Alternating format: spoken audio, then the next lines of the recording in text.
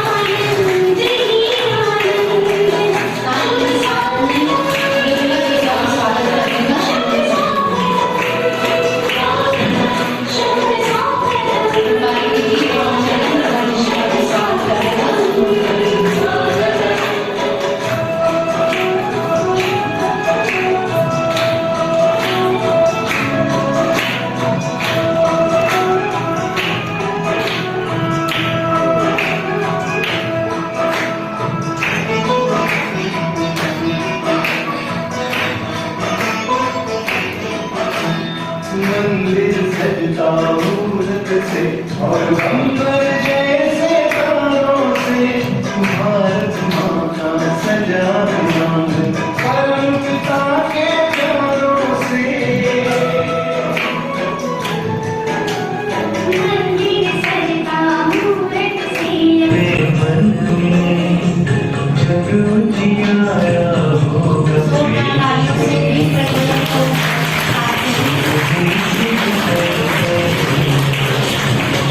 संकल्पों के दीप जला ओम शांति ओम शांति ओम शांति।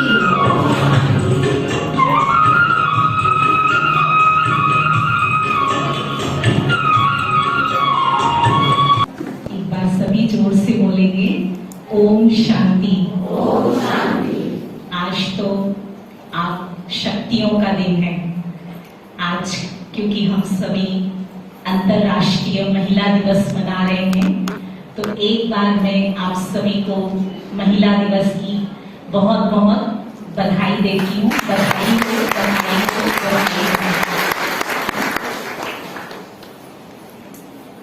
कहते हैं कि हजारों दीप चाहिए एक दीप माला बनाने के लिए, हजारों फूल चाहिए एक फूलों की माला बनाने के लिए, हजारों बूंद चाहिए एक सागर बनाने के लिए, परंतु सिर्फ एक नारी ही काफी है घर घर को स्वर्ग बनाने के लिए। आज यहाँ बैठी हुई एक एक नारी दुर्गा, काली, सरस्वती बन सकती है यदि वो अपने अंदर की आंतरिक शक्तियों को जागृत कर ले, तो वो असंभव कार्य भी संभव कर सकती है। इतिहास में हम सभी ने इसके बहुत सारे उदाहरण सुने हैं, देखे हैं, लेकिन आज हम सिर्फ इतिहास को याद नहीं करेंगे, हम सिर्फ उन महिलाओं को याद नहीं करेंगे कि जिन्होंने कुछ विशेष कार्य किया और इस विश्व को एक नई राह दी। जैसे आज का विषय ही है नारी, नए भारत की ध्वजवाहक, अर्थात जो समाज के लिए, जो सारे भारत के लिए, जो सारे विश्व के लिए प्रेरणा स्रोत हो। आज मुझे कोई और नहीं परंतु मुझे बनना है, तो आज जो यहाँ माताएं, बहनें हमारे बीच उपस्थित है, आज वो एक एक नारी ये संकल्प करे कि मुझे वो शक्ति बनना है जो मैं सारे भारत तो क्या पूरे विश्व के लिए प्रेरणा स्रोत बन जाऊं। बन सकते हैं सभी, आज संकल्प कर सकते हैं, क्योंकि हम सोचते हैं ये काम तो किसी किसी का है। जब हम कोई बहुत बड़े बड़े उदाहरण सुनते हैं, बड़ी बड़ी प्रेरणाओं को हम जब देखते हैं, तो हमें लगता है कि शायद हम ये नहीं कर सकते। कभी कभी लगता है ना, ये तो बस थोड़े ही कर सकते हैं, लेकिन नहीं। परमात्मा पिता ने आकर ज्ञान का कलश माताओं को दिया। क्यों? क्योंकि माताएं ही स्वर्ग का द्वार है, माताएं ही इस धरती को स्वर्ग बनाने वाली है। तो आप एक एक विशेष यहाँ हस्ती बैठे हैं जिनके द्वारा परमात्मा ऐसा श्रेष्ठ कार्य कराना चाहता है, लेकिन उसके लिए इतना बड़ा कार्य संपन्न करने के लिए हमें सबसे पहले क्या करना होगा? स्वयं के अंदर की शक्तियों को जागृत करना होगा, है ना? तो अब हम अपने स्वयं के अंदर की शक्तियों को कैसे जागृत करें? और शक्ति, जब हम शक्ति कहते हैं तो हमारे सामने कौन सी बात आती है? कौन सी बात आती है? सोचते हैं शायद हम बहुत बड़ी बड़ी डिग्री ले लें, वो शक्ति है, या शारीरिक रूप से हम ज्यादा शक्तिशाली बन जाए, वो शक्ति है, या धन से हम शक्तिशाली बन जाए, वो शक्ति है। शायद यही सारी बातें पहले सामने आती है ना? लेकिन सिर्फ यही शक्ति नहीं, परंतु इन सब शक्तियों के पहले हमें अपने मन की शक्ति को बढ़ाना होगा। अब मन की शक्ति को कैसे बढ़ेगी और क्यों आवश्यक है, क्यों जरूरी है? क्योंकि देखिए, आज ये जो दुनिया है, इस दुनिया में हम देखते बहुत सारी बातें आती हैं जो बहुत मन को डिस्टर्ब करने वाली होती हैं, दुख देने वाली होती हैं। और अभी अभी तो हम सब ने देखा है कोविड-19, है ना? तब देखा कि कैसे सबका मन बहुत भारी हो गया था, सबने अनुभव किया है। तो क्यों छोटी छोटी बातें हमारे मन को डिस्टर्ब करती है? क्योंकि हमारा मन क्या है? कमजोर। जैसे देखिए, यदि किसी के अंदर इम्यूनिटी कम है, वो कमजोर है अंदर से, तो छोटी छोटी बातों से ही, छोटी छोटी कुछ ना कुछ हो जाए तो उसे बीमारी लग जाती है। थोड़ा सा भीग गए, थोड़ा सा कुछ ऐसा खा लिया, वो बीमार हो गए। क्यों? क्योंकि अंदर से इम्यूनिटी क्या है? कम है। इसी प्रकार हमारा मन भी यदि कमजोर है तो हमें छोटी छोटी बातें भी क्या करती हैं? डिस्टर्ब करती हैं। हाँ, बड़ी बातें तो दूर की बात है, पर किसी ने कुछ कह दिया, छोटा सा कुछ कर दिया, और हम इतने ज्यादा डिस्टर्ब हो जाते हैं कि 2 दिन 4 दिन वही बातें हमारे अंदर चलने लगती हैं। और मन और क्या होने लगता है? कमजोर। तो अब हमें ये क्यों हो रहा है? क्योंकि मन हमारा है ही पहले से कमजोर। तो अब हमें, जैसे हम अपने शरीर का ध्यान रखते हैं कि हमें अपने शरीर की इम्यूनिटी को बढ़ाना है, ठीक ऐसे ही आज हम आपको कहेंगे, ठीक ऐसे ही मन की इम्यूनिटी को भी बढ़ाने की जरूरत है। और यदि ये मन स्ट्रांग होगा तो बाहर की कोई भी परिस्थिति, कोई भी बातें, कोई भी समस्याएं मेरे मन को हलचल में नहीं लाएंगी। और वो किस विधि से हम कर सकते हैं? वो है सकारात्मक विचार, महान विचार, जो ब्रह्मा कुमारीज में राजयोग के माध्यम से सुनाया जाता है। राजयोग की विधि के द्वारा ये सिखाया जाता है कि हम अपने मन को कैसे शक्तिशाली बनाएं। तो देखिए, जब हमारा मन शक्तिशाली है तो हमारे चारों तरफ का ओरा भी स्ट्रॉन्ग हो जाता। जैसे एक उदाहरण आपको देते हैं। आप सभी ने जो पंजाब में दंगे हुए, वो बातें आपने सुनी होंगी कि कैसे उस समय घर घर में घुस करके किसी को भी मारना, लूटपाट करना, ये सब बातें आपने सुनी होंगी। तो तब वहां पंजाब में अपने बहुत सारे सेंटर, तब भी बहुत सारे सेंटर्स थे, और उसमें से कुछ सेंटर ऐसे थे जहाँ पे बहनें सिर्फ एक थी, अकेली थी। उस समय अकेले रह रही थी क्योंकि बहनें कम थी। तो उस समय कई बहनों ने अनुभव सुनाया। जब वो घटना सब हुई, उसके बाद उनको पूछा गया तो उन्होंने कहा, उनसे पूछा गया क्या वहां कोई आए नहीं या ऐसा कुछ हुआ?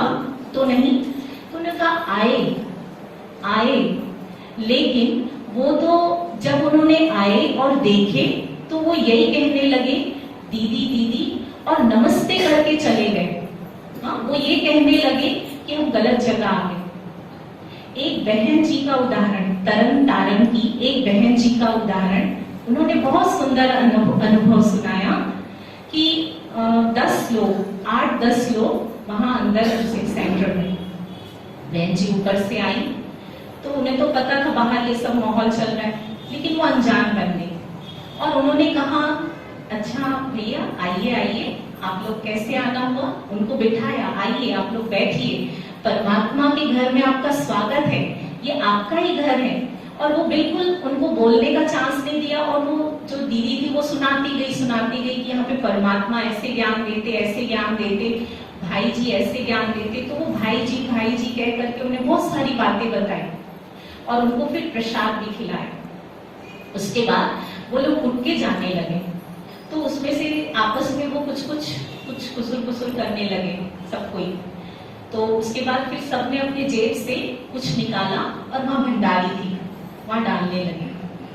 उसके बाद जैसे वो बाहर निकलने लगे सभी, तो उसमें से एक जो लास्ट भाई जो निकल रहा था वो पीछे मुड़ा, बहन जी के उसने पैर छुए और पैर छूने के बाद कहा, बहन जी हम तो यहाँ लूटपाट करने की नियत से आए थे और आपको देखकर, आपकी बातें सुनकर हम तो पूरा पिघल गए।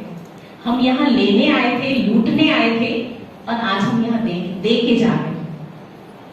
और कहा कि आपको यदि कोई जरूरत हो तो आप हमें याद करना, हम आपकी मदद करेंगे।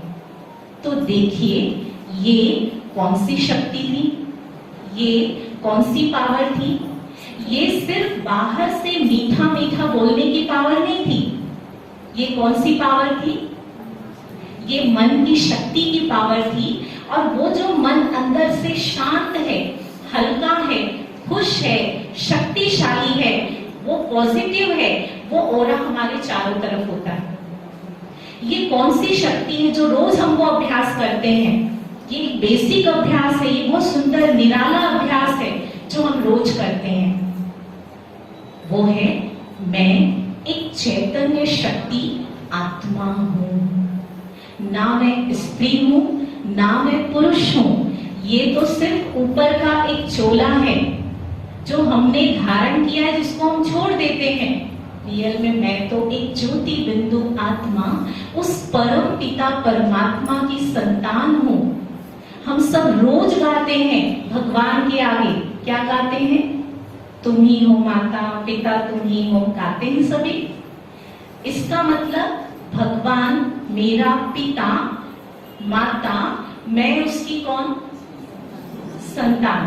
ठीक है। अब आप बताइए, वो भगवान, हम उसके संतान, तो हमें भी क्या होना चाहिए था? जैसे एक राजा का बच्चा राजकुमार ही कहलाएगा। राजा का बच्चा भिखारी नहीं कहलाएगा। उसके पास यदि धन भी नहीं होगा तो भी वो भिखारी नहीं कहलाएगा। राजा का बच्चा राजकुमार। तो हम भगवान के बच्चे, तो आज हमें क्या होना चाहिए था? बताइए, सोचिए, क्या होना था? बिल्कुल भगवान के जैसा। तो कौन है सभी? वो शिव और हम उसकी शक्तियां। तो यहाँ सभी सभा में कौन बैठे हैं? कौन बैठे हैं? शिव शक्तियां। क्योंकि हम कौन है? उसकी संतान है। वो परम पिता, वो निराकार, वो ज्योति बिंदु स्वरूप। हम सभी ने अभी शिव जयंती मनाई, पूजा की। वही निराकार परम पिता शिव परमात्मा, जो निराकार, जो परम धाम निवासी है, जिसको हम याद करते हैं, जिसको हम कई नामों से पुकारते हैं, परंतु उनका रियल नाम है शिव और रूप है ज्योति बिंदु, जिसको हम कहते हैं प्यार का सागर, आनंद का सागर, सुख का सागर, है ना। वो सागर है, वो सर्व शक्तियों का सागर है। और वो कौन है? मेरा पिता। तो जो शक्तियां उसमें, वो शक्तियां मुझ में। अब सिर्फ कहने से नहीं होगा, इस चीज को हमें क्या करना है? तो यहाँ पर यही अनुभव कराया जाता है कि मुझे अनुभव करना है जैसे परम पिता परमात्मा, वो मेरा पिता, तो मैं भी शक्तिशाली। तो आज यहाँ बैठी हुई एक एक माता, एक एक हर कोई अपने घर को ये संकल्प करे कि मुझे अपने घर को स्वर्ग बनाना है। कर सकते हैं। बाहर बातें आएंगी, घर में कुछ गड़बड़ भी होंगी, कोई होंगे जो गड़बड़ करते होंगे। अब ब्लेम करना बंद करो।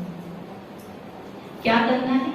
अपने आप को इतना चार्ज करो, इतना चार्ज करो, इतना चमका दो कि बाहर की कोई भी बातें डिस्टर्ब ना करे, बल्कि मैं भी उनको क्या कर सकूं? सुधार सकूं। कहते हैं ना, चैरिटी बिगिंस एट होम। तो पूरे विश्व को परिवर्तन करना है तो शुरुआत करनी है अपने घर से। वही उदाहरण होगा पूरे विश्व के लिए, है ना। तो ऐसे परमात्मा पिता आकर हमारे अंदर वो शक्तियां भर रहे हैं जो हम अपने जीवन को श्रेष्ठ बना सके। अच्छा, ओम शांति।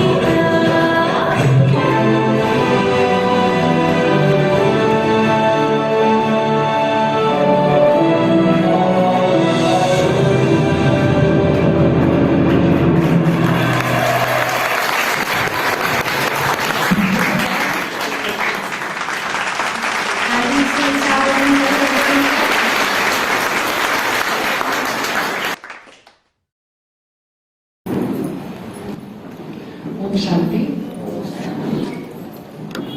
ब्रह्मकुमारी सेंटर के सभी अनुयायी और यहाँ उपस्थित सभी बहनों को मेरा प्रणाम। दीदी ने बहुत अच्छी बातें कही है और बच्चियों ने बहुत सुंदर डांस परफॉर्म किया। अब इसके आगे मैं क्या बोलूं मुझे समझ नहीं आ रहा है। बस कुछ 2-3 बातें यहाँ पे उपस्थित है सभी, पूरा हर उम्र के स्त्री पुरुष मुझे यहाँ पे दिख रहे हैं, इसलिए कुछ 2-3 बातें बस शेयर करना चाहूंगी। आज के परिचर्चा का विषय है महिलाएं नए भारत की ध्वजवाहक। महिलाएं नए भारत की ध्वजवाहक कब बन सकती है? जब समानता अचीव हो। अभी भी भारत को पुरुष सत्ताक देश के नाम से ही जाना जाता है। 75 साल हो गए आजादी को, लेकिन अभी तक 75 सालों में हमने काफी प्रगति कर ली है, लेकिन फिर भी अभी कुछ इसमें हम कम पड़ रहे हैं। कहाँ कम पड़ रहे हैं?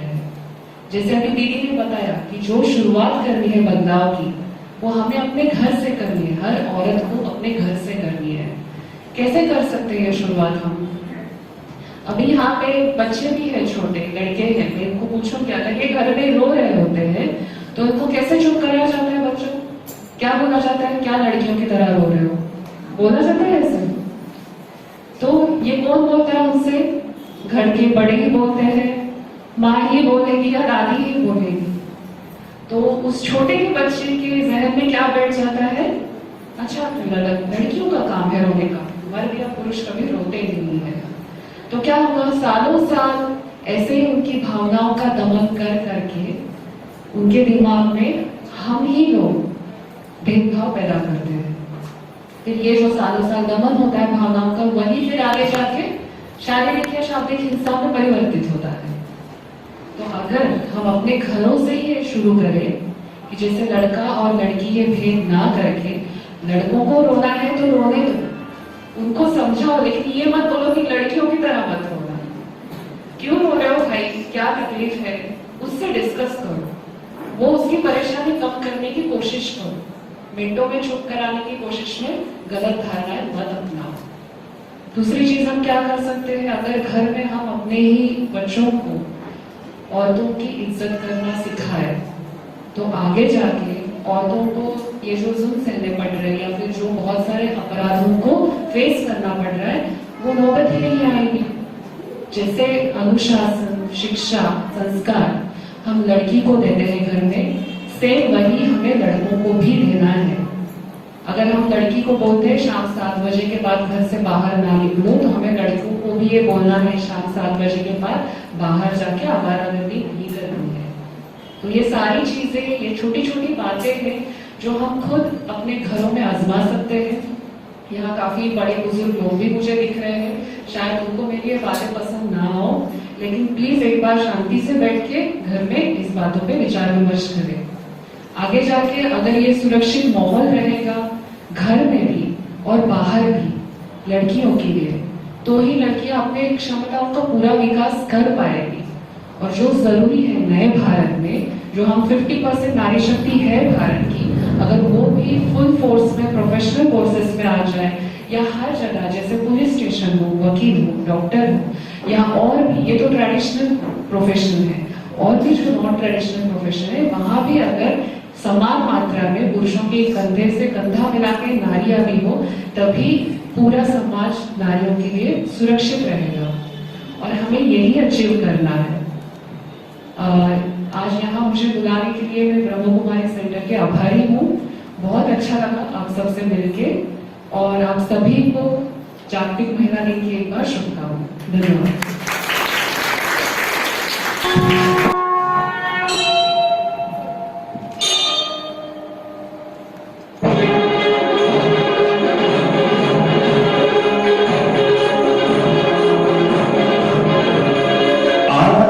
नारी शक्ति का स्वागत है, सम्मान है, आप विभूतियों का स्वयं प्रभु करते गुण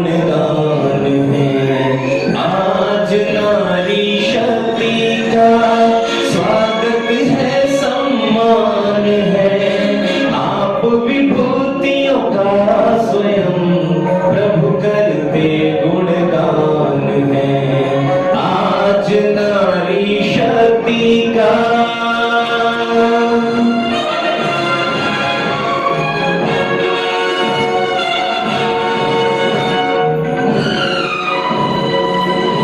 आप सभी तालियों के साथ अपना सम्मान स्वीकार करें।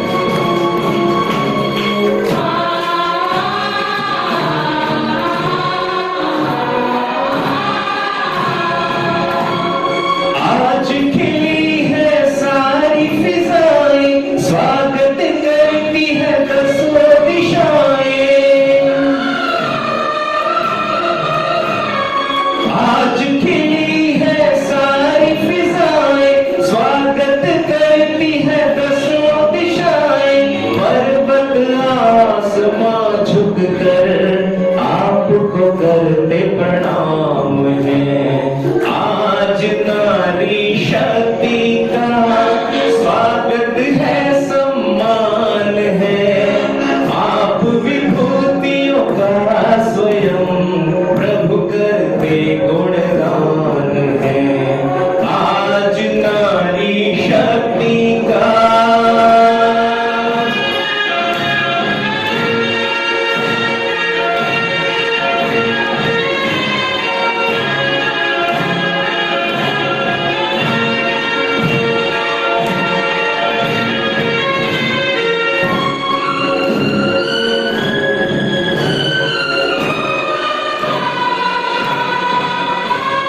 प्रेम शक्ति सद्बुद्धि में तुम सन कोई महान है।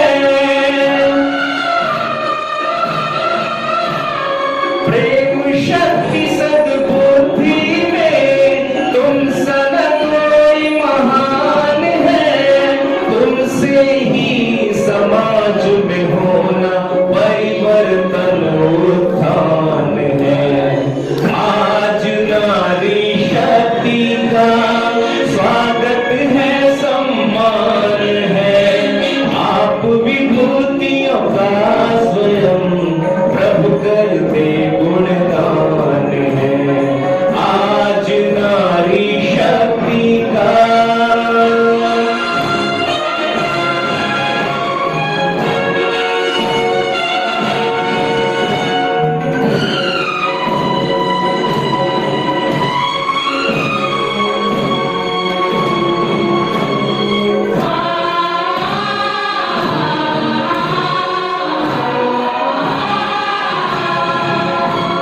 नारी नरक का द्वार कहकर कितना किया अपमान है।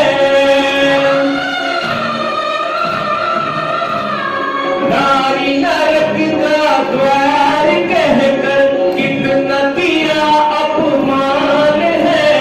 स्वर्ग का द्वार खोलने तुमको प्रभु ने किया आह्वान है। आज नारी शक्ति का स्वागत है, सम्मान है। आप विभूतियों का स्वयं प्रभु करते गुणगान है। आज नारी शक्ति का स्वागत है, सम्मान है। आप विभूतियों का स्वयं प्रभु करते गुणगान है। आज नारी शक्ति का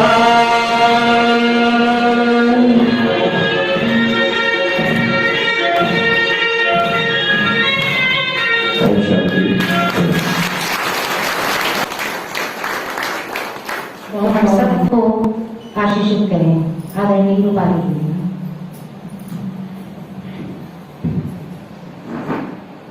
ओम शांति, ओम शांति, ओम शांति। तो सबसे पहले आप सभी को अंतर्राष्ट्रीय महिला दिवस की ढेर सारी शुभकामनाएं हो, बधाइयां हो, बधाइयां। पर अभी हम थोड़ा सा ये चाहेंगे कि हम सभी 1 मिनट के लिए साइलेंस में बैठेंगे। और साइलेंस में बैठ कर के क्या करेंगे? अभी वर्तमान समय जो विश्व के हालात है उससे हम सब वाकिफ है। यूक्रेन और रशिया का युद्ध चल रहा है। तो हम सब एक ही शुभ संकल्प के साथ 1 मिनट के लिए बैठेंगे कि युद्ध रुक जाए और चहु और शांति छा जाए।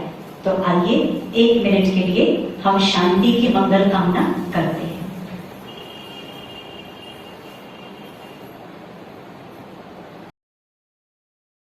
सबसे पहले तो हम यही कहना चाहेंगे कि आज हमें आपके इस संगठन के बीच अपने विचार व्यक्त करते हुए बहुत बहुत बहुत खुशी हो रही है। क्यों हो रही है? क्योंकि आप सब वो माताएं बैठी है, वो नारी शक्ति बैठी है जिन पर समस्त संसार की जिम्मेवारी है। नारियों की जितनी महिमा की जाए उतनी ही कम है। आप देखिए हमारे भारत देश को क्या कहा जाता है? भारत माता। और जितनी भी नदियों के नाम हैं वो भी किस पर आधारित है? माताओं बहनों पर। कावेरी, गंगा, यमुना, सरस्वती। और आप देखेंगे भले ही कुश्ती के मैदान में पुरुष जाता है पर वो शक्ति का वरदान किससे लेता है? दुर्गा जी से लेता है। धन की देवी के रूप में किसको याद किया जाता है? लक्ष्मी जी को याद किया जाता है। विद्या के लिए किसको याद किया जाता है? सरस्वती को याद किया जाता है। तो कहने का मतलब नारियों की, माताओं की जितनी महिमा की जाए उतनी ही कम है।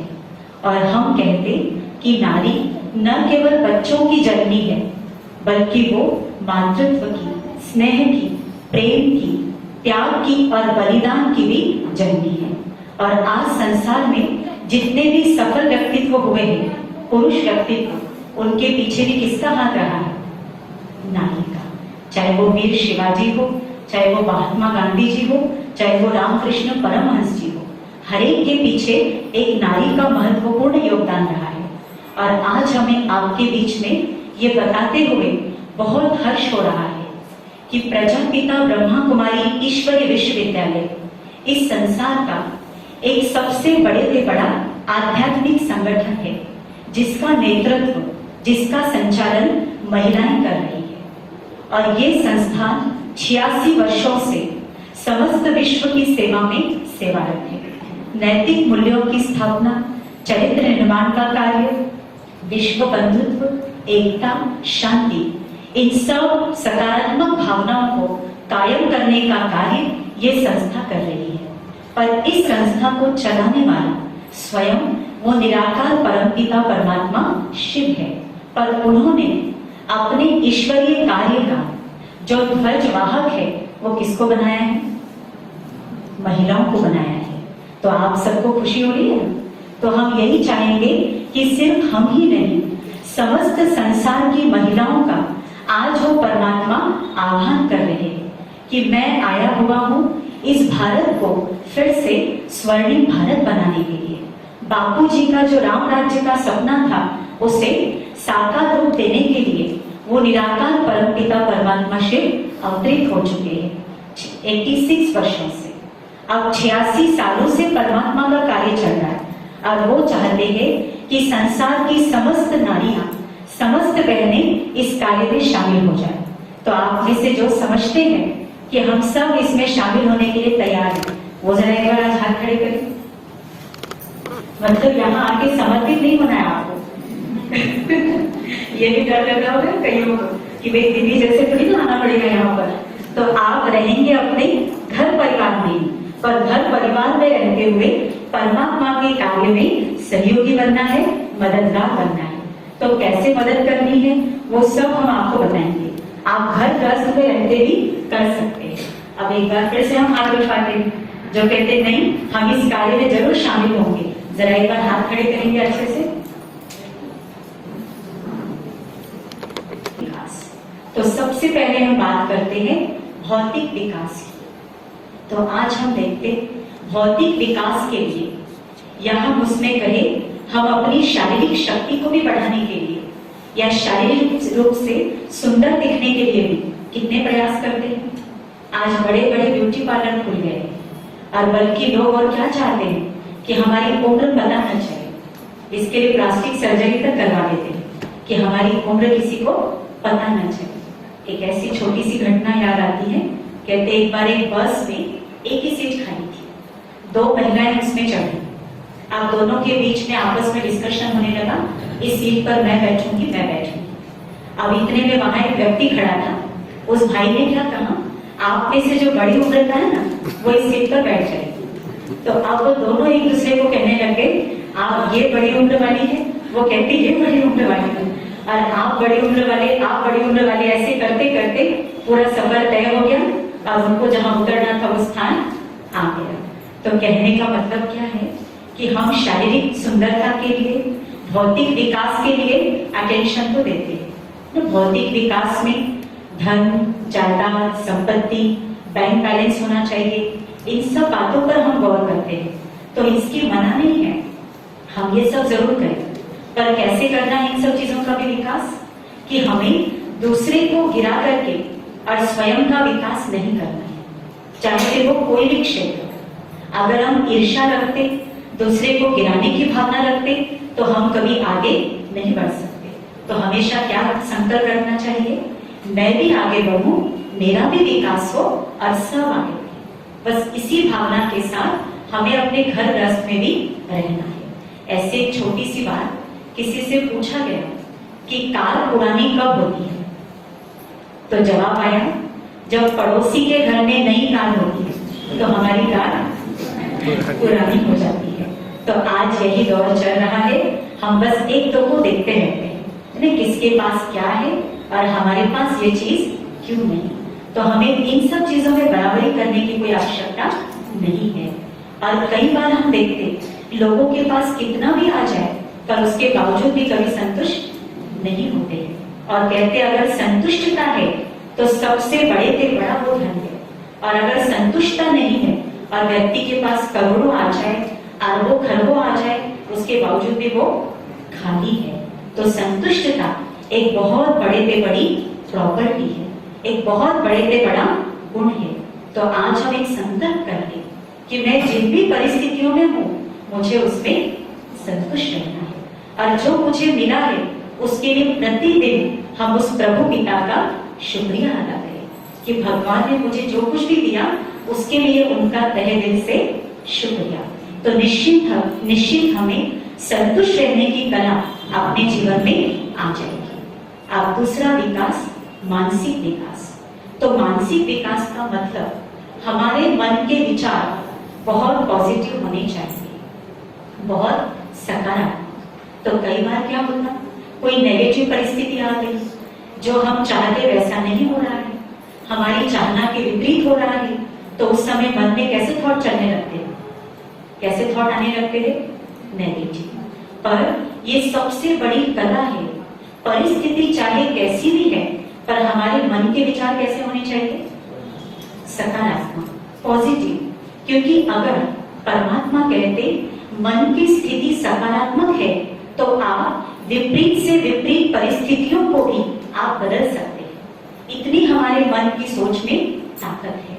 और मान लो कभी कोई चीज में हम फेलियर हो भी गए, असफल हो भी गए, तो उससे भी हम पाठ पढ़ दें। कौन सा पाठ पढ़े कि ये बात आई है मुझे अनुभवी बनाने के लिए, ये बात आई है मुझे सिखाने के लिए, बस उससे लेसन लेकर के मुझे आगे बढ़ जाना है। पर अपने मन को कभी भी मुझे नेगेटिविटी की तरफ, निराशा की तरफ, उदासी की तरफ नहीं जाने देना है। तो सबको याद रहेगा कि मुझे अपना मानसिक विकास भी करना है, मन की स्थिति को सदा स्ट्रॉन्ग रखना है। और फिर तीसरा, बौद्धिक विकास। तो आज यदि हम बौद्धिक स्तर को अच्छा रखते हैं, नॉलेज प्राप्त करते हैं, तो समाज में भी हमारा ऊंचा स्थान होता है। और इसीलिए आप देखिए सरकार की कितनी आज योजनाएं चल रही है, बेटी बचाओ, बेटी पढ़ाओ। तो इसके पीछे भी मकसद क्या है कि जितना शिक्षा प्राप्त करेंगे तो उतना स्वयं का भी विकास है, और स्वयं का विकास है तो समाज का भी विकास है, देश का भी विकास है और विश्व का भी विकास है। तो बौद्धिक विकास भी बहुत आवश्यक है। और हम देखते हैं कि आज के समय में लड़कियां कहो, कन्याएं कहो, वो आज लड़कों से भी बहुत अव्वल नंबर लेती है, बहुत आगे जा रही है। तो ये सब उपलब्धियां देख करके बहुत खुशी होती है। तो नारी शक्ति किसी भी क्षेत्र में किसी से, पुरुषों से कम नहीं है। और फिर अगला विकास है भावनात्मक विकास। अब भावनात्मक विकास का मतलब जैसे अभी डॉक्टर रश्मि जी भी कह रहे थे, है ना, कि कन्याएं मतलब रोना, ऐसे बोलते नहीं कि कोई तुम लड़की हो क्या जो रो रहे हो। तो हम क्या देखते हैं कि जो बहनें होती है, नारियां होती है, बहुत भावुक होती है। हम में से भी कई ऐसे बैठे हुए हैं, कोई छोटी सी बात आ गई और तुरंत क्या होता है, गंगा जमुना बहने लगती है, होता है ऐसे। तो हमें इतना भावुक भी नहीं बनना है। और कई बार हम देखते हैं घर परिवार में कोई बात हो गई, सास ने कुछ कह दिया, ससुर ने कुछ कह दिया, या बहू ने सास को कुछ कह दिया, तो उस समय तो रेस्पेक्ट रखते हैं, उस समय कुछ नहीं कहेंगे, चुप रहेंगे, और बाद में फिर, है ना, बाद में कितने आंसू बहाते हैं। तो अब कई कहते हैं कि हम आंसू न बहाएं तो फिर क्या करें, क्या दबाते जाए अपने आप को। तो हम ये भी नहीं कह रहे कि अपने आप को आप दबाइए, अपने आप को सप्रेस करिए, उसकी भी आवश्यकता नहीं है। हम क्या करें, उचित समय परिस्थिति देखकर प्यार से, तरीके से हम अपनी बात उनके आगे रखें। क्योंकि कभी होता है हमसे कोई गलती नहीं हुई है, सामने वाले ने गलत समझ लिया और हमको कुछ उल्टा पुल्टा बोल दिया। तो समय परिस्थिति को देखते हुए हमें अपनी बात को व्यक्त भी करना है। तो दबाने की भी जरूरत नहीं है और हमें बहुत ज्यादा भावुक होने की भी आवश्यकता नहीं है। एक वो छुई मुई का पौधा होता है ना, उसको लाजवंती भी बोलते हैं, बस टच करो तो क्या हो जाता है, मुरझा जाता है और बाद में फिर खिल जाता है। तो हमारे यहाँ प्रतिदिन हम लोग ईश्वरीय महावाक्य सुनते हैं, भगवान की शिक्षाएं, उसको मुरली कहते हैं। तो उस मुरली में परमात्मा हमेशा कहते हैं छुई हुई नहीं बनना है, हमेशा कैसे बनना है, खिले हुए गुलाब की तरह रहना है।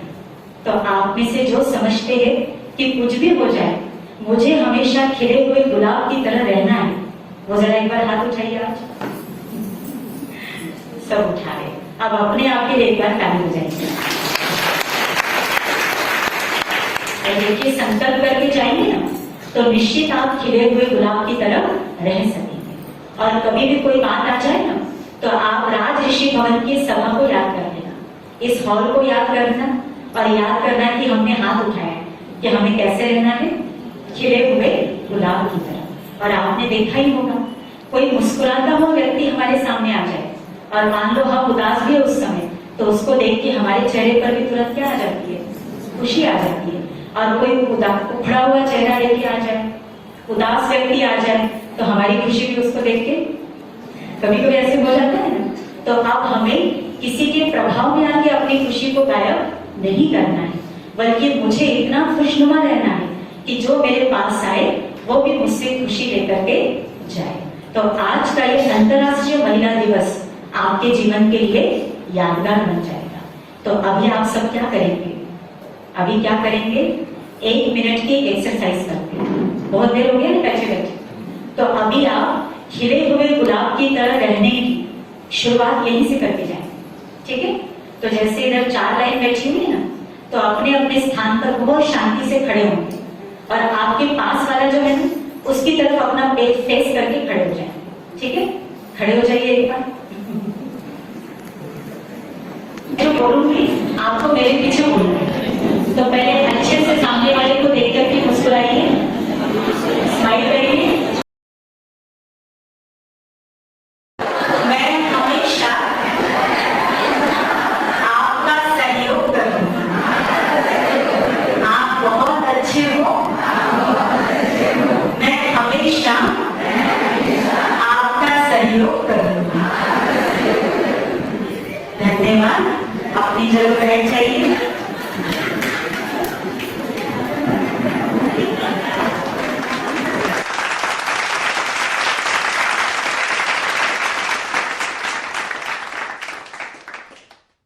अपने आप के लिए एक बार ताली बजाना।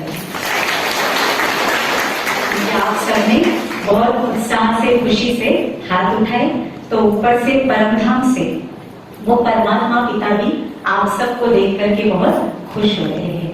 तो देखिए हम सबको परमात्मा के कार्य में सहयोगी बनना है। तो उसके लिए जरूरी है हम में से हर कोई अपना सर्वांगीण विकास करे, क्योंकि अगर हम सब प्रकार से अपना विकास करेंगे तो हम निश्चित ही इस विश्व के विकास में स्वर्णिम भारत बनाने में अपनी एक महत्वपूर्ण भूमिका अदा कर सकेंगे। तो सर्वांगीण विकास में 6 बातें हैं, बहुत सहज बातें हैं और बहुत सहजता से हम आपके आगे रखेंगे। तो देखिए, सबसे पहला विकास भौतिक विकास, दूसरा मानसिक विकास, तीसरा बौद्धिक विकास, चौथा भावनात्मक विकास और पांचवा नैतिक विकास और छठा आध्यात्मिक विकास। लोगों के पास कितना भी आ जाए पर उसके बावजूद भी कभी संतुष्ट नहीं होते हैं और कहते अगर संतुष्टता है तो सबसे बड़े से बड़ा वो धन है। और अगर संतुष्टता नहीं है और व्यक्ति के पास करोड़ों आ जाए, अरबों खरबों आ जाए, उसके बावजूद भी वो खाली है। तो संतुष्टता एक बहुत बड़े से बड़ी प्रॉपर्टी है, एक बहुत बड़े से बड़ा गुण है। तो आज हम एक संकल्प कर लें कि मैं जिन भी परिस्थितियों में हूँ मुझे उसमें संतुष्ट रहना है और जो मुझे मिला है उसके लिए प्रतिदिन हम उस प्रभु पिता का शुक्रिया अदा करें कि भगवान ने मुझे जो कुछ भी दिया उसके लिए उनका तहे दिल से शुक्रिया। तो निश्चित हमें संतुष्ट रहने की कला अपने जीवन में आ जाएगी। हमारे मन के विचार बहुत पॉजिटिव होने चाहिए, बहुत सकारात्मक। तो कई बार क्या होता, कोई नेगेटिव परिस्थिति आ गई, जो हम चाहते वैसा नहीं हो रहा है, हमारी चाहना के विपरीत हो रहा है, तो उस समय मन में कैसे थॉट चलने लगते हैं, कैसे थॉट आने लगते हैं, नेगेटिव। पर ये सबसे बड़ी कला है, परिस्थिति चाहे कैसी भी है पर हमारे मन के विचार कैसे होने चाहिए, सकारात्मक, पॉजिटिव। क्योंकि अगर परमात्मा कहते मन की स्थिति सकारात्मक है तो आप विपरीत से विपरीत परिस्थितियों को भी आप बदल सकते हैं। इतनी हमारे मन की सोच में ताकत है। और मान लो कभी कोई चीज में हम फेलियर हो भी गए, असफल हो भी गए, तो उससे भी हम पाठ पढ़ लें। कौन सा पाठ पढ़े कि ये बात आई है मुझे अनुभवी बनाने के लिए, ये बात आई है मुझे सिखाने के लिए, बस उससे लेसन लेकर के मुझे आगे बढ़ जाना है। पर अपने मन को कभी भी मुझे नेगेटिविटी की तरफ, निराशा की तरफ, उदासी की तरफ नहीं जाने देना है। तो सबको याद रहेगा। तो जो आपके घर आएगा वो उस मंदिर से खुशी का प्रसाद लेकर के जाएगा। तो ऐसी देवियां सब बनना चाहते हैं अपने घर में, चाहते हैं सब गर्दन हिला रहे हैं। तो अवश्य आप चाहते हैं। तो आज से हमें कमजोर नहीं बनना है, बहुत ज्यादा भावुक हमें नहीं बनना है, हमें स्ट्रांग बनना है, शक्तिशाली। इसे देखिए, दुर्गा की सवारी किस पे दिखाते हैं, शेर पे दिखाते हैं। और देवियां अर्थात काली, दुर्गा जी, महालक्ष्मी। तो देवियों का मतलब ही क्या होता है, निडर। तो ये सब हमारे ही कर्तव्यों का यादगार है। तो ऐसे गुण, ऐसे कर्तव्य अभी वर्तमान समय हम सबको इस सृष्टि रूपी रंगमंच पर करना है। ये उस परम पिता परमात्मा की हम सबके प्रति अनमोल शिक्षा है। और अब अगला पहलू, अगला विकास हमारा नैतिक विकास। तो देखिए, नैतिक मूल्य, नैतिक वैल्यूज ये बहुत बहुत आवश्यक है। पर आज हम वर्तमान समय संसार की स्थिति को देखते हैं कि धन कमाने के पीछे व्यक्ति अपने नैतिक मूल्यों की भी तिलांजलि दे देता है। आज झूठ, कपट, स्वार्थ, बेईमानी, इन सबको व्यक्ति एक हथकंडे के रूप में अपनाता है और कहता है कि अभी तो चाहे किसी भी तरीके से जितना कमा सकते हैं उतना कमा लो। पर अभी कोविड के समय हम सब ने अनुभव किया कि धन संपत्ति थी, नाम था, शोहरत थी, पहचान थी, सब था, पर कुछ काम आया नहीं आया। सब कुछ होने के बावजूद भी हॉस्पिटल में बेड नहीं मिल रहा था। लोगों के फोन आ रहे थे, कहते दीदी हम जिस चीज के पीछे इतना भाग रहे थे और आप लोग कहते थे भाई आओ, तो हम कहते नहीं, टाइम नहीं है। तो कहते अब इस कोविड के पेपर ने हमको अनुभव करा दिया कि ये चीजें काम नहीं आएंगी। काम आने वाली चीज कौन सी है, कौन सी चीज है काम आने वाली, दुआएं। इसलिए कहते जहां दवा काम नहीं आती वहां कौन सी चीज काम आती है, दुआएं काम आती है। और जहां हमारे जीवन में सच्चाई है, ईमानदारी है, कर्तव्य निष्ठा है, तो वहां हम अनेकों की दिल की दुआएं कमा सकते हैं। तो दिन भर की दिनचर्या में मुझे लालच होना चाहिए कि मैं अधिक से अधिक दुआएं इकट्ठी करूं। सुबह से रात तक मैं जिसके भी संपर्क में आऊं, हर कोई मुझे दिल की दुआ जरूर जरूर दे। तो ऐसी दुआएं हमें इकट्ठा करनी है। तो सब करेंगे दुआएं इकट्ठा करेंगे, और यही हमारी सच्ची प्रॉपर्टी है जो विपरीत परिस्थिति के समय हमें काम आनी है। आप देखना, कभी भी कोई अचानक संकट आ गया, कोई परिस्थिति आ गई और बहुत इजीली पार हो जाती है, और हम कहते हैं अरे कितना अच्छे से पार हो गया। तो कैसे होता है वो पार? दुआएं, जो अनेकों की दुआएं हमने जमा की होती है, तो उस समय वो दुआओं का बल काम आता है, और बड़ी से बड़ी शारीरिक बीमारी, बड़ी से बड़ी परिस्थिति हम बहुत इजीली पार कर लेते हैं। तो हमें नैतिक मूल्यों को अपने अंदर धारण करना है। और आप सब घर परिवार में रहते हैं, और आप सब अपने बच्चों की, अपने परिवार की टीचर है ना सब टीचर?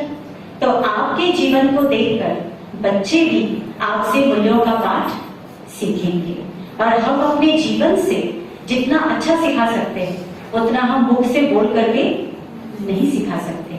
अब यहाँ हमारे यहाँ कई माताएं बहनें आती है, कहती दीदी बच्चे आजकल दिन भर मोबाइल में घुसे रहते हैं, दिन भर टीवी में घुसे रहते हैं, आप थोड़ा सा इनको समझाइए ना, आप थोड़ा सा इनको बोलिए ना। और फिर हम जब बच्चों को समझाने लगते हैं तो बच्चे बेचारे मासूम इनोसेंट तो क्या कहते हैं, दीदी हमारी मम्मी भी तो देखकर मोबाइल ही देखती है। तो आप क्यों नहीं ऐसा करते, पहले हमारी मम्मी को आप बोलिए। तो फिर हम भी उस समय मुस्कुरा देते हैं, और फिर उनकी मम्मियों से भी मिलते हैं, फिर उनको भी समझाते हैं कि भाई आप कहने से ये नहीं सीखेंगे, जो आप करेंगे उसको देखकर ये सीखेंगे। तो इसीलिए आप जितने भी सभा में बैठे हैं, चाहे हम स्टेज पर भी बैठे हैं, हम में से हर एक की जिम्मेवारी है, हम में से हर एक को देखकर देखने वाले बहुत सारे। तो मुझे अपना जीवन इतना दिव्य बनाना है, इतना आदर्श बनाना है कि मुझे देखकर के हर कोई अच्छा सीखे। तो सब इसका अटेंशन रखेंगे। एक बार हाथ खड़े करिए, जो कहते हम अपने जीवन से सिखाएंगे। और चलिए सबने हाथ खड़ा किया, सबको शिव बाबा की ओर से बहुत बहुत बधाई। तो हमें नैतिक मूल्यों को अपने जीवन में धारण करना है। और जो लास्ट विकास, छठा पहलू, आध्यात्मिक विकास, तो ये सबसे इंपॉर्टेंट बात है। और आध्यात्मिकता का मतलब क्या है? आध्यात्मिकता का बहुत सरल अर्थ है स्वयं का अध्ययन करना, स्वयं को जानना। आज इंसान चांद की ऊंचाई पर पहुंच गया, सागर की गहराइयों में चला गया, पूरे विश्व में किस समय क्या चल रहा है उसको मीडिया के द्वारा पूरी खबर मिलती है, और मैं कौन हूं इसकी खबर अभी तक नहीं है। तो अध्यात्म हमें क्या सिखाता है? मैं स्वयं को जानना। तो अभी अभी आपको परिचय मिला बहन जी के द्वारा कि हम एक चैतन्य ज्योति बिंदु स्वरूप आत्मा है, पर आत्मा तो हूं मैं, पर अब मुझे स्वयं का अनुभव करना है। और जो आध्यात्मिकता का स्रोत है, आध्यात्मिकता का सागर है, वो है परमात्मा। तो उस परम शक्ति से मुझे आत्मा को जोड़ना है, और इसी विधि को बहुत सुंदर नाम दिया जाता है राजयोग मेडिटेशन। कौन सा मेडिटेशन? राजयोग। यूं तो दुनिया में भी कई मेडिटेशन की पद्धतियां चल रही है, पर ब्रह्मा कुमारी संस्था में जो पद्धति सिखाई जाती उसका नाम है राजयोग। और ये राजयोग की विधि बिल्कुल कठिन नहीं है, कोई आसन लगाने की जरूरत नहीं है, मंत्र का जाप करने की आवश्यकता नहीं है, कोई कर्मकांड की जरूरत नहीं है। आप कहीं भी बैठकर, घर में, ऑफिस में, स्कूल में, कॉलेज में, कार्य क्षेत्र पर रहते हुए आप इस राजयोग मेडिटेशन को कर सकते हैं। ये इतना इजी है। कभी तबियत भी खराब हो, आप बिस्तर में लेटे लेटे भी राजयोग मेडिटेशन का अनुभव कर सकते हैं। तो इतना इजी मेडिटेशन आप में से किसी को पहले किसी ने बताया था? अगर बताया हो तो जरा हाथ उठाइए। किसी को बताया गया? आप लोग तो जुड़े हुए हैं जी। तो हम कोई भी कार्य करते हुए इस राजयोग को कर सकते हैं, इतना ही सहज है। और सिर्फ ये मन और बुद्धि का कनेक्शन परमात्मा से जोड़ने की विधि है।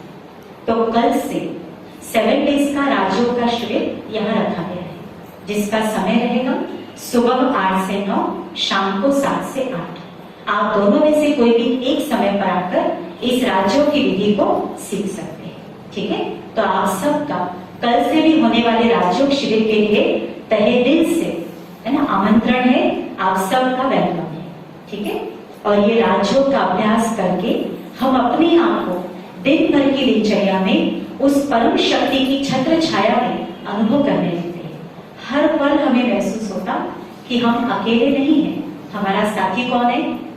कौन है साथी? वो ईश्वर। और जीवन यात्रा में जिसका साथी स्वयं भगवान बन जाए तो उसे और क्या चाहिए? और कुछ चाहिए? तो हम आपको गारंटी देते हैं कि जिस तरह हमने उस ईश्वर का सानिध्य ले लिया, हम उसके सानिध्य में बैठे हैं, छत्र छाया में आ गए हैं, तो हम भी चाहेंगे आप इस राज्यों की विधि को सीखकर उस भगवान के एकदम नजदीक पहुंच जाए, एकदम समीपता का आपको उसके अनुभव होने लगे। जैसा कि हम गाते हैं ना, तुम ही हो माता पिता तुम ही, और तुम ही हो बंधु सखा तुम ही। पर क्या हमने इसका अनुभव किया है?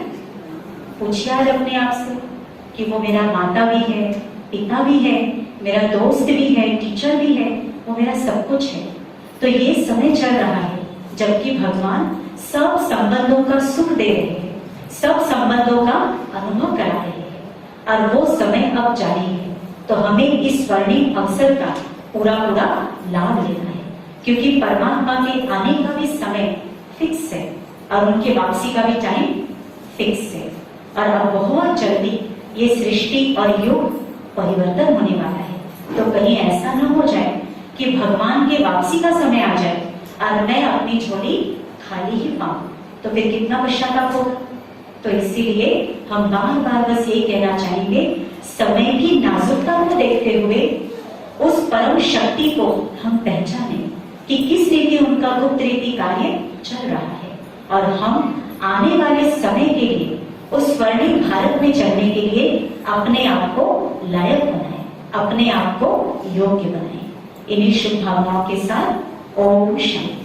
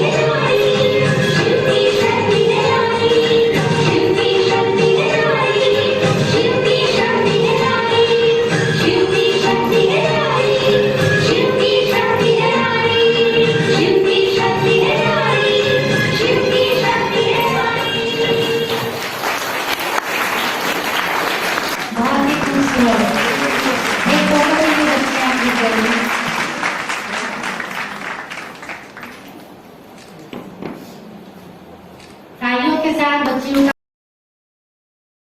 उत्साह बढ़ाने दीजिए।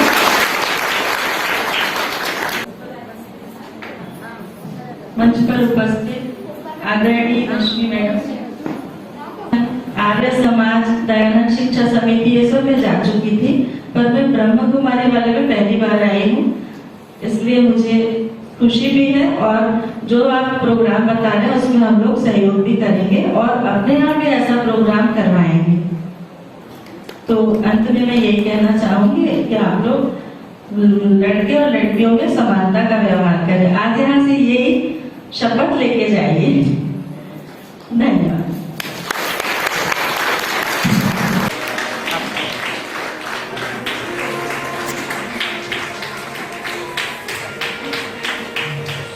और इसी कड़ी में आगे आप सभी को ब्रह्मा कुमारी चैतन्य प्रभा देवी के द्वारा प्रसाद एवं ब्लेसिंग कार्ड किया जाएगा।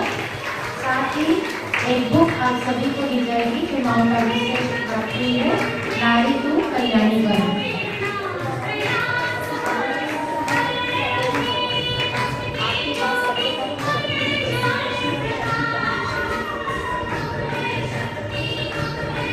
जोर से कहिए ओम शांति। अभी सभी बैठे रहेंगे, आप सभी को यहाँ ही प्रसाद और ब्लेसिंग कार्ड दिया जाएगा।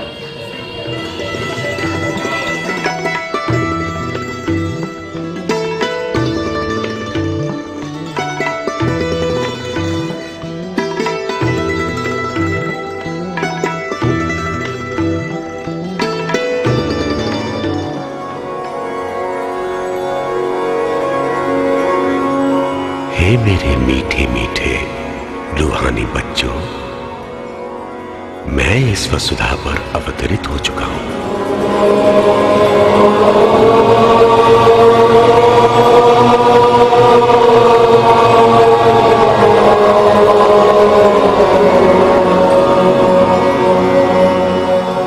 ज्योति मेरा स्वरूप अति सूक्ष्म बिंदु के समान है, जिसे तुम स्थूल नेत्रों से देख नहीं सकते। मेरा नाम शिव है। तुम मुझे ही अनेक नामों से याद करते हो। मैं शांति धाम में निवास करता हूं, जिसे तुम मुक्ति धाम, निर्वाण धाम, परम धाम कहते हो, जहां सर्वत्र शांति ही शांति है। तुम सब भी मेरी तरह सूक्ष्म ज्योतिर्बिंदु हो। एक समय था जब तुम मेरे साथ वहां निवास करते थे, फिर तुमने इस संसार में आकर शरीर धारण किया और वहां से तुम्हारी जीवन यात्रा प्रारंभ हुई। धीरे धीरे सांसारिक होकर तुम अपने वास्तविक रूप को और घर को पूरी तरह से भूल गए। जब तुम दुखी होते हो तो मुझे याद करते हो और सुख में भूल जाते हो, लेकिन मैं तुम्हें कभी नहीं भूलता। ये वही विश्व परिवर्तन की बेला है। मैं तुम्हें दुख अशांति से मुक्त कर सुख, शांति व समृद्धि के साम्राज्य का मालिक बनाने आया हूं। हे मेरे प्यारे बच्चों, अब मुझे जानो। मैं ही तुम्हारा अविनाशी पिता हूं। अब मुझे पहचानो और मुझसे सुख, शांति और समृद्धि का वर्षा पालो। सुवर्ण युग का सूर्योदय आपका इंतजार कर रहा है।